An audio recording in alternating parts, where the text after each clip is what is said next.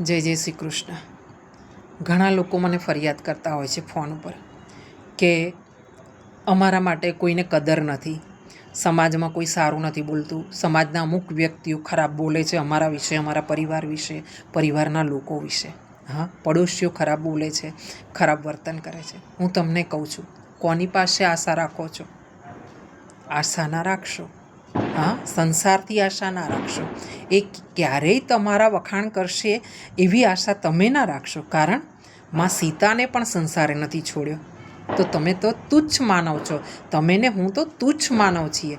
હા, તો આપણાને ક્યાંથી એ લોકો આપણી શાબાશી કરવાના હતા કે આપણા માટે સારું બોલવાના હતા? હા, ભગવાનનું નામ લો, બધેથી મન વાળી લો. કોઈથી આશા ના કરશો, ખાલી ભગવાન સિવાય ભગવાનથી એક આશા કરજો. હા, યાદ રાખજો, ગોવિંદ સદા સહાય તે. જય જય શ્રી કૃષ્ણ.